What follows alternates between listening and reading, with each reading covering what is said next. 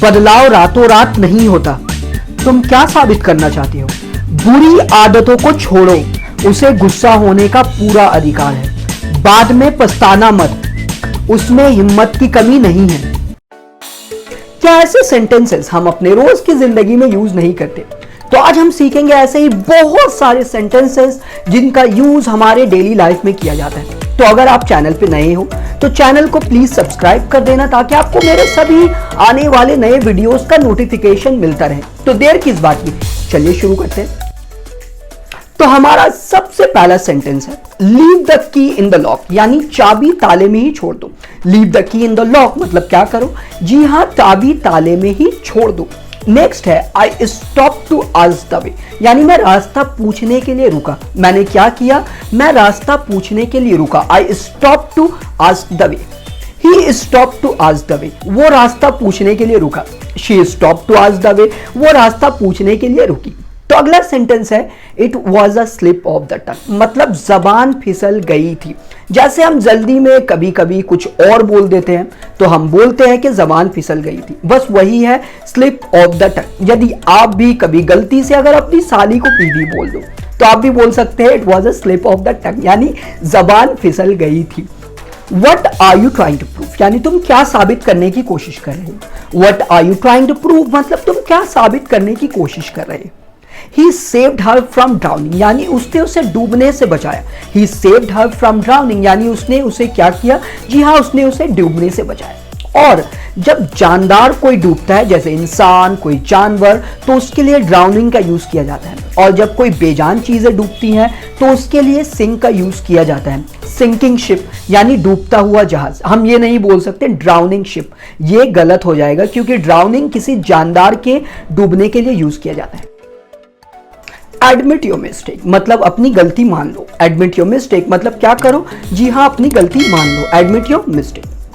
Kids were playing in the street मतलब बच्चे गली में खेल रहे थे। और यदि आपको बोलना हो कि बच्चे गली में खेल रहे हैं तो उसके लिए आपको सिर्फ वर के जगह आर लगाना है। Kids are playing in the street मतलब बच्चे गली में क्या कर रहे हैं? जी हाँ, बच्चे गली में खेल रहे हैं। Kids are playing in the street. Next है गिव अप बैड हैबिट्स मतलब बुरी आदतों को छोड़ो। यदि किसी को कोई बुरी आदत है तो आप उसे बोल सकते हैं गिव अप बैड हैबिट्स, यानी बुरी आदतों को क्या करो? बुरी आदतों को छोड़ो।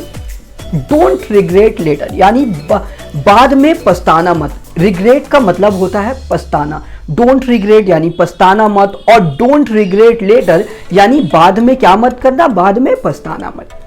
नेक्स्ट है soak it in the cold water, यानी इसे ठंडे पानी में भिगो दो। Soak it in the cold water मतलब क्या करो? ठंडे पानी में इसे भिगो दो। Soak the shirt in the water, shirt को पानी में भिगो दो। Soak the shirt in the water मतलब शर्ट को क्या करो? शर्ट को पानी में भिगो दो। He got in his car and drove off, यानी वो अपने कार में बैठा और चला गया। उसने क्या किया? जी हाँ, आपने बिल्कुल सही कहा, वो अपने कार में बैठा और चले गया। He got in his car and drove off. Speak one by one यानी एक एक करके बात करो। यदि कोई 4-5 लोग एक साथ बात कर रहे हो और आपको कुछ भी समझ नहीं आ रहा हो तो आप उन लोगों को बोल सकते हैं स्पीक वन बाय वन मतलब क्या करो? एक एक करके बात करो। नेक्स्ट है how many people were there, यहाँ यानी वहां कितने लोग थे। How many people were there मतलब वहां कितने लोग थे। How many people are there, वहां कितने लोग हैं। अगला है आई विल नॉट टॉलरेट यानी मैं बर्दाश्त नहीं करूंगा। मैं क्या नहीं करूंगा? जी हाँ, मैं बर्दाश्त नहीं करूंगा। I will not tolerate. He was not lacking in courage मतलब उसमें हिम्मत की कमी नहीं थी, उसमें साहस की कमी नहीं थी। He is not lacking in courage यानी उसमें हिम्मत की कमी नहीं है, उसमें साहस की क्या नहीं है? उसमें साहस की कमी नहीं है। He had every right to be angry मतलब उसे गुस्सा होने का पूरा अधिकार था। उसे क्या था? जी हाँ, उसे गुस्सा होने का पूरा अधिकार था। He had every right to be angry. He has every right to be angry मतलब उसे गुस्सा होने का पूरा अधिकार है। उसे क्या है? जी हाँ, उसे गुस्सा होने का पूरा अधिकार है। He has every right to be angry. He is blind from birth यानी वो जन्म से अंधा है, वो पैदाइश के टाइम से अंधा है। He is blind from birth. He fell to the ground यानी वो जमीन पर गिरा। He fell to the ground मतलब वो कहाँ गिरा? वो जमीन पर गिरा। नेक्स्ट है she was sitting alone in the darkness यानी वो अंधेरे में अकेली बैठी थी। She was sitting alone in the darkness, यानी वो अंधेरे में अकेली बैठी थी।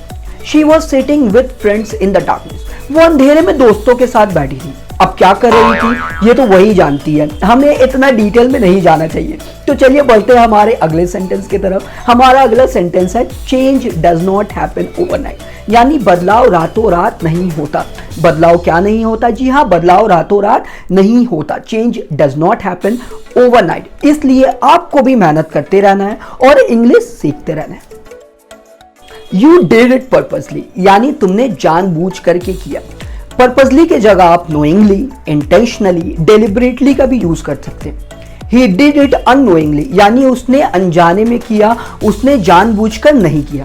तो हमारा अगला सेंटेंस है लुक टू योर राइट, यानी अपनी दाएं ओर देखो। लुक टू योर लेफ्ट मतलब अपनी बाईं ओर देखो। Don't leave me here alone, मुझे यहां अकेला मत छोड़ो। Don't leave me here alone मतलब मुझे यहां क्या मत करो, मुझे यहां अकेला मत छोड़ो। इट्स योर मिसअंडरस्टैंडिंग, यानी ये तुम्हारी गलत फहमी है। इट्स योर मिसअंडरस्टैंडिंग मतलब क्या है? ये तुम्हारी गलत फहमी है। I'll never do that again, मैं ये कभी नहीं करूंगा। I'll never do that again मतलब मैं ये कभी नहीं करूंगा, मैं ये फिर करूंगा। इसका इंग्लिश आपको बताना है मुझे कमेंट्स में, और यदि आपको वीडियो पसंद आया हो तो लाइक एंड सब्सक्राइब कर देना ताकि मैं आपके लिए ऐसे ही और भी वीडियोस लाता रहूं। तो आज के लिए बस इतना ही।